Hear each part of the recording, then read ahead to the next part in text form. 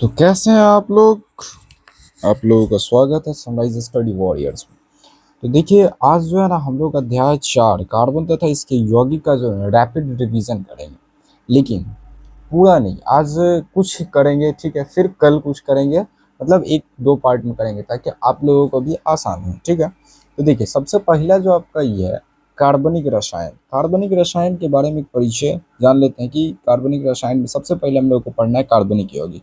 देखिए कार्बनिक यौगिक क्या है कि शुरुआत में जो है ना प्रारंभ में जीवित स्रोतों से प्राप्त यौगिकों को कार्बनिक यौगिक कहा जाता था। यानी कि जो शुरुआत में जो है ना जीवित स्रोतों से, यानी कि जिसमें जान है, उन सबों से जो प्राप्त जो है ना यौगिक जो प्राप्त होता था उसी को कार्बनिक यौगिक कहा जाता है। जैसे चीनी, चीनी भी हमको पेड़ पौधे से इन सब चीज़ों से मिलता है। सिट्रिक अम्ल, एसिटिक अम्ल, तेल, वसा, यूरिया, इन सब चीज़ों को क्या कहते हैं, कार्बनिक यौगिक। तो कुल मिला जुला करके पुराने जमाने में क्या कहना था, शुरुआत में कहना ये था कि जीवित स्रोतों से जो यौगिक प्राप्त किया जाता है सिर्फ उसी को हम लोग क्या कहेंगे, कार्बनिक यौगिक कहेंगे। लेकिन लेकिन अब आया एक ट्विस्ट। क्या आया, एक ट्विस्ट आया। क्या ट्विस्ट आया कि एक बर्जीलियस ने 1815 में सिद्धांत क्या दिया था कि कार्बनिक यौगिक का निर्माण केवल एक अदृश्य जीवन शक्ति द्वारा होता है। इन्होंने जीवन शक्ति का क्या दिया था, सिद्धांत दिया था। और उस सिद्धांत में क्या बोला कि कार्बनिक यौगिकों का जो निर्माण होता है केवल किससे होता है, जीवन शक्ति द्वारा होता है, यानी कि जिनमें सिर्फ लाइफ है उसके द्वारा होता है। लेकिन ये सिद्धांत का समाप्त किन्होंने कर दिया, वोहलर साहब ने इस सिद्धांत का क्या कर दिया, प्रयोगशाला में जो है ना यूरिया का संश्लेषण अमोनियम साइनाइड से किया। यानी कि अमोनियम साइनाइड से जो है ना इन्होंने क्या किया, यूरिया बना दिया। और यूरिया बना दिया तो किसका, बर्जीलियस साहब का जो सिद्धांत था उस सिद्धांत को गलत साबित कर दिया, ठीक है। देखिए क्या किया कि अमोनियम साइनाइड का ये सूत्र होता है NH4CNO, ठीक है। इसको हीट किया, ठीक है। और अमोनियम साइनाइड क्या था, अकार्बनिक यौगिक था। और इसको हीट किया तो हमको यूरिया मिल गया NH2CONH2। ये इंपॉर्टेंट है आपके एग्जाम के लिए, ठीक है। कि ये यूरिया का रासायनिक सूत्र क्या होता है, तो NH2CONH2, ठीक है। अब इन्होंने क्या किया कि अकार्बनिक यौगिक से क्या बना दिया, कार्बनिक यौगिक बना दिया। तो अब इनका क्या कहना था कि जिसमें से जान है उसी से बन सकता है यौगिक। लेकिन यहाँ पर क्या हो गया कि अकार्बनिक यौगिक से बना दिए क्या चीज, कार्बनिक यौगिक। जिसमें मतलब कि जान नहीं था अमोनियम साइनाइड में, और उससे भी बना दिया क्या चीज, कार्बनिक यौगिक बना दिया। तो इससे सीधा सीधा क्या हुआ कि इनके जो सिद्धांत था उस सिद्धांत का क्या हो गया, अंत हो गया, ठीक है। अब देखिए अब नेक्स्ट चीज क्या है, नेक्स्ट चीज पे हम लोग चलते हैं। देखिए अब कार्बनिक रसायन की आधुनिक परिभाषा। अब जो मतलब नया परिभाषा क्या है, सो लैवोइजे के अनुसार कार्बनिक यौगिक मुख्यतः carbon, hydrogen, oxygen, nitrogen, halogen, phosphorus, गंधक और कुछ धातुओं के संयोग से बनते हैं, है ना। लैवोइजे के अनुसार क्या चीज है कि कार्बनिक यौगिक जो है ना, कार्बनिक यौगिक इन सब चीजों के जो है संयोग से बनते हैं, ठीक है। अतः कार्बनिक रसायन वस्तुतः हाइड्रोकार्बन और उनके व्युत्पन्नों का रसायन है, ठीक है। चलिए अब जानते हैं हम लोग पृथ्वी पर कितने, ये देखिए इससे आपका बहुत सारा ऑब्जेक्टिव बनता है, इसलिए इस चीज को पूरा अच्छे से याद करेंगे। देखिए तो पृथ्वी पर कार्बन जो है ना सिर्फ कितना है, 0.02%। और वायु में जो है कार्बन डाइऑक्साइड के रूप में 0.03% पाया जाता है। पृथ्वी पर कार्बन कितना है, 0.02%। और वायु में कितना, CO2 के रूप में कितना, 0.03% पाया जाता है। तो आपसे पूछा जाएगा कि पृथ्वी पर कार्बन कितना परसेंट पाया जाता है, तो 0.02%। और वायु में जो है कार्बन किस रूप में पाया जाता है, तो वायु में जो है CO2 के रूप में पाया जाता है, ठीक है। कितना, तो 0.03% पाया जाता है, ठीक है। चलिए अब आगे जानते हैं कि मुक्त अवस्था में जो है ना कार्बन, मुक्त अवस्था बोले तो या फिर स्वतंत्र अवस्था बोले तो दोनों सेम बात है, ठीक है। तो मुक्त अवस्था में कार्बन जो हीरा किस रूप में पाया जाता है, तो हीरा में, ग्रेफाइट में, बकमिस्टर फ्लोरीन के रूप में मिलता है, ठीक है।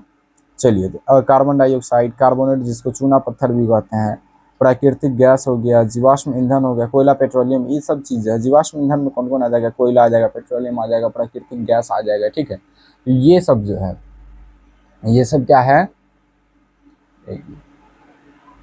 हाँ, ये सब क्या है, मुक्त अवस्था में पाए जाने वाले कार्बन है, ठीक है। चलिए अब एक चीज जान लेते हैं कि अब तक कितने कार्बनिक यौगिक प्राप्त हो चुके हैं। तो अब तक जो है ना 1 करोड़ 60 लाख से अधिक कार्बनिक यौगिक प्राप्त हो चुके हैं, ठीक है। कितने, अब तक 1 करोड़ 60 लाख से अधिक कार्बनिक यौगिक प्राप्त हो चुके हैं। चलिए ठीक है। अब देखते हैं, अब हम लोगों का जो है अगला जो है क्या चीज़, सहसंयोजक बंधन, यानी कि केमिकल बॉन्डिंग में भी अब हमारा अलग टॉपिक है क्या चीज़, सहसंयोजक बंधन। तो सहसंयोजक बंधन को हम लोग जान लेते हैं, ठीक है।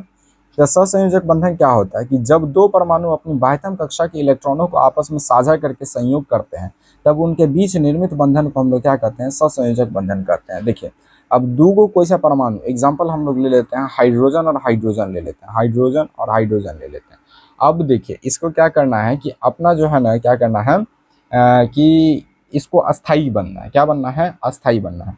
तो अस्थाई बनने के लिए क्या करेगा कि इसके पास लास्ट में कितना होता है, एक होता है, और इसके लास्ट में कितना होता है, एक होता है। तो इसको बनना किसकी तरह, हीलियम की तरह। तो क्या करेंगे, इन दोनों अपने एक दूसरे इलेक्ट्रॉन क्या कर लेगा, शेयर कर लेगा। तो इसका भी दो हो गया और अब इसका भी दो हो गया। तो यहाँ से क्या हुआ, इलेक्ट्रॉन शेयरिंग हुआ। तो इसी शेयरिंग को हम लोग क्या कहते हैं, सहसंयोजक बंधन कहते हैं। अच्छा, इन दोनों के बीच में कौन सा बॉन्ड बना, एक एक गो, तब एक इधर गया एक इधर गया, यानी कि एक एक इलेक्ट्रॉन का क्या हुआ कि शेयरिंग हुआ। तो इलेक्ट्रॉनों को आपस में साझा करके संयोग करते तब उनके बीच निर्मित बंधन को सहसंयोजक बंधन कहते हैं। तो इनके बीच कौन सा बंधन बना, तो एकल बंधन बना, एक बंधन हुआ। तो अच्छा, अब ये जो एकल बंधन है, इस बंधन को हम लोग क्या कह सकते हैं, सहसंयोजक बंधन आराम से कह सकते हैं। ठीक है, कोई इशू नहीं। अब हम लोग जानते हैं कि बंधन के प्रकार, बंधन कितने प्रकार के होते हैं। ठीक है, चलिए, तो बंधन के प्रकार, एक मिनट, थोड़ा सा जूम एक्स कम कर देते हैं।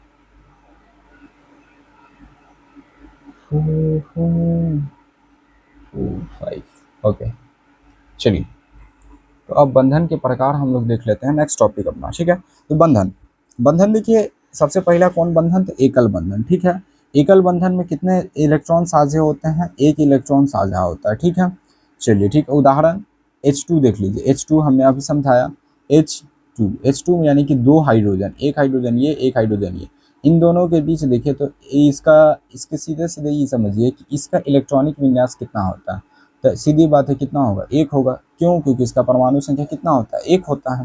ठीक है, और अभी किस सेल में जाएगा, तो के सेल में जाता है। ठीक है, तो एच इधर, और एक इधर से और एक इधर से, तो इधर से कितना हो गया, एक एक, ये इसको दिया और ये इसको दिया, यानी कि दोनों आपस में क्या, कितना इलेक्ट्रॉन का शेयरिंग किया, तो एक एक इलेक्ट्रॉन का शेयरिंग किया। तो इन दोनों के बीच कितना कितना बंध बनेगा, तो सिंगल बॉन्ड बनेगा। ठीक है, चलिए, अब नेक्स्ट देखते हैं द्विबंधन। द्विबंधन में कितने इलेक्ट्रॉन साझा होंगे, तो दो इलेक्ट्रॉन का साझा होगा। ठीक है, कितने इलेक्ट्रॉन का साझा होगा, तो दो इलेक्ट्रॉन का साझा होगा। ठीक है, एग्जाम्पल O2 ले लेते हैं, CO2 ले लेते हैं, C2H4 ले लेते हैं। तो चलिए, O2 से हम लोग बना के देखते हैं। O2 देखिए, तो O2 यानी कि ऑक्सीजन। ठीक है, यहाँ पर बना के देखते हैं, एक सेकंड,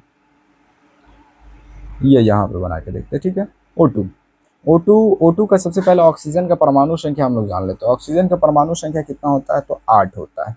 तो O8 हो गया, कितना हो गया, O8 हो गया।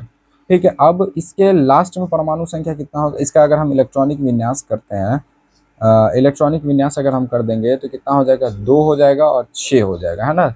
तो 2 6, अब बताइए इसको कितने परमाणु की जरूरत है, तो 2 परमाणु की जरूरत है। तो एक O इधर, एक O इधर। अब इसके लास्ट में कितना है, तो 6 है, कितना है, 6।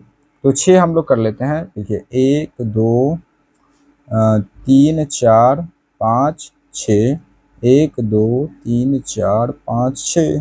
ठीक है, इधर से अब 2 इसको दे देते हैं, 2 इसको दे देते थे, ई भी अस्थाई हो जाएगा और ई भी अस्थाई हो जाएगा। ठीक है, 2 8 10 हो गया। अब 10 ई हो गया, ऑक्सीजन ई वाला ऑक्सीजन भी 10 हो गया। अब ई वाला ऑक्सीजन भी कितना हो गया, 10 हो गया। तो दोनों 10 10 हो गया। ठीक है, अब बन गया ई जो है इसके करीबी कौन है, इसके करीबी अक्रिय गैस की तरह बन गया। ठीक है, चलिए, तो अब त्रिबंध के बारे में जान लेते हैं। तो N2 का यहाँ पर एग्जाम्पल दिया हुआ, तो N2 का हम लोग एग्जाम्पल ले लेते हैं।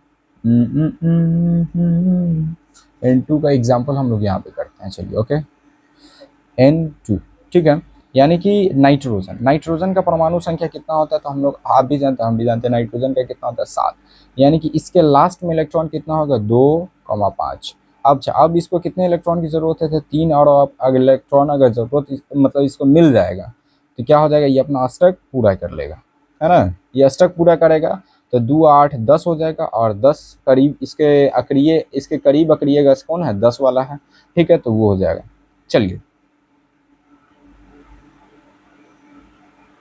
तो इधर n ले लेते हैं और इधर n ले लेते हैं। ठीक है, अच्छा, अब इसके लास्ट में कितना, 5। तो इसको 3 ज़रूरत है तो 3 इधर रख लेते हैं, 1 1 2 1 3, ठीक है, 1 1 2 और 1 1 2, तो 5 इधर और 3 इससे ले लिया, तो ये हो गया 8 और 3 इसको भी मिल गया।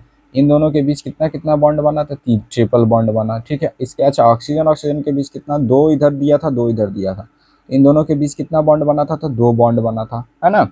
ई डबल बॉन्ड हो गया, ई ट्रिपल बॉन्ड हो गया, समझ गया। यही होता है triple bond, E double bond, triple bond कैसे बनता है अच्छे से समझ आ गया होगा, आई होप। चलिए ठीक है, तो अब नेक्स्ट टॉपिक देखते हैं।